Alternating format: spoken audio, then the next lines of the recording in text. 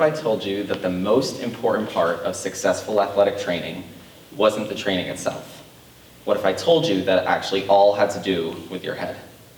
Hello there, my name is Owen Miller, and today I'm going to be explaining to you why listening is key. But before I begin, I want to take a step back and look at how exercise, specifically running, has impacted society and human life throughout history. Going all the way back to 3000 BCE, pharaohs used to run an 800-meter sprint around a track to prove their worth as a leader. When they were elected, they would run around the track, and depending on the time that they got, they would either be met with honor or the people would be forced to look upon them and think, oh, did we elect the right person? So this was what running was primarily used as in the ancient times. And so this continued for hundreds of years until this new idea came about that maybe running could help with more than just a form of leadership and to prove someone's worth. It could actually help strengthen the human body. And so this continued from this idea started to grow from the early BCEs all the way up until the late 1800s. So the first Olympic marathon was run in 1896, and this was a significant point in running history because this showed that running was stepping into more of a fitness-based event instead of something for leadership.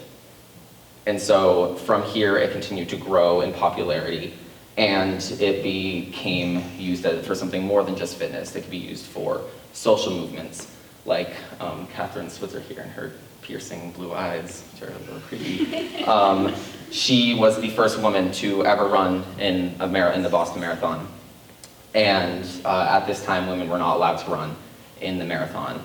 And so she registered under just her first initial and didn't put her name in so that they wouldn't know that she was a woman. And she ran the race and she finished. You can actually see there were some people who tried to get her out of the race. They attacked her during it and tried to push her out of the course and get her disqualified. But that brought a lot of really big attention to running and the running community because this was such a controversial topic of the time. And so for it to be such a main focus really brought a lot of attention to it. So moving into modern times, running culture has sort of become a coach and athlete dynamic.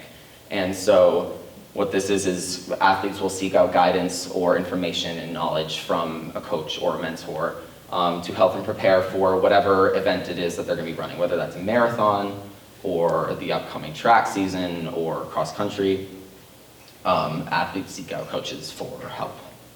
So this summer, I actually got to be a sort of mentor and coach for some of my teammates. And so I was able to better help them with their training by giving them information that I was learning over the summer and help them hopefully improve their training and get the most out of what they were doing. And so what I was researching was these different psychological tips and tactics to make training easier and better and so you could achieve the most potential out of each workout. So these were some of the tactics that I used on my training runs throughout the summer.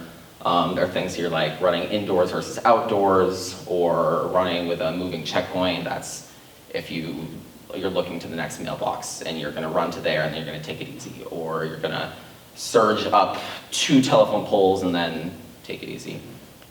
So that was another one. Mantras, that's another one that was commonly used where you have sort of a little phrase in your head to kind of motivate you and push you through your workout. Through the summer, I also looked into the nutritional side of things, and I looked at how nutrition impacts an athlete and how it's such a crucial piece to training overall, and how having a balanced diet and a good night's sleep and hydration really is such a key factor in achieving the most out of your training and will prepare you for the best success. So the way that I utilize this in my own life, these are a couple of things that I used to change my diet. I made a lot of smoothies, a lot of protein smoothies over the summer because I'm vegetarian, so I need to find some way to get my protein. I also used some of those noon electrolyte tablets to give me some energy for my runs. I also attempted to make some healthy energy chews, which, as you can see, did not go very well. They weren't bad, but they weren't good either. And so this really taught me that the balance between body and mind really is such a crucial piece and is really important in terms of training. So I have this quote from Buddha, and it says, "To keep the body in good health is a duty. Otherwise, we shall not be able to keep our minds strong and clear." And what this is saying is that in order to have strength in one area, you need to have strength in the other. So you need to really work together to make sure that your body is strong, but also work on your mind to make sure that your mind's strong to achieve the most out of your workouts. So what this all sort of came up to was at the end of the summer, I ran my first half marathon. I got 10th overall, first for my age group, and I ran it in 1 hour and 38 minutes, which my goal was to run sub 2 hours, so that was pretty good for me. I was excited. And so I was able to utilize these tactics that I had learned during my run and preparing for the run itself. So a lot of the day of prep involved, we had to wake up early, but having a good breakfast with, I think what I had was like peanut butter toast and banana, so there's protein and there's good sugars that you're eating, and then making sure to take like an electrolyte tablet or doing stuff like that. And then during the run itself, I found myself using some of those psychological tactics. Some of them I hadn't even prepared to use, like the moving checkpoint one I mentioned earlier. I hadn't even thought that I was going to use that, and I found myself just ending up using that during the run. And so what does this all have to do with listening? How does that come into play here? Well, in order to achieve true balance and your highest potential, you really need to listen to everything. This is your external sources. This is your coaches and your mentors and your nutritionists if you have them. And you listen and you take in any information that they're giving you. You also have to listen to your body and focus on what it needs, whether that's during a workout where you realize that you need to kind of dial it back a little bit because you're at risk of getting injured, or that could be with your nutrition and you realize that you need to get a better night's sleep. This is also with your mind, and you need to make sure that it's in a positive space.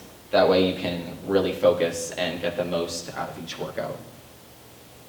So making sure that you listen to each of these pieces is extremely important because they all work so cohesively together, and without one you can't have the other. So anyone can go and kick a soccer ball around. Anyone can go for a light jog. Anyone can train to attempt to be the best football player on the team. But in order to achieve your highest level of success, you need to listen, because listening is key.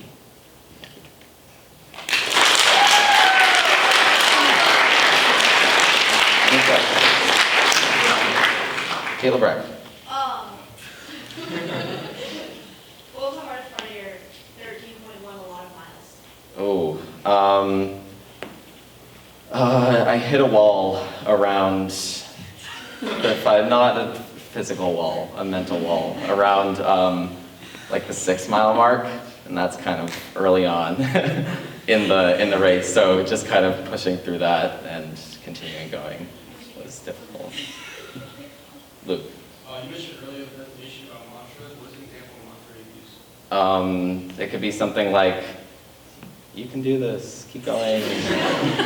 "I eat hills for breakfast," something like that. Something, whatever it is for whatever workout it is you're doing, you can kind of customize it. Anything else, Mr. Torrey? Which half marathon did you do? The Swansea Covered Bridge half marathon. Okay, Oh. great.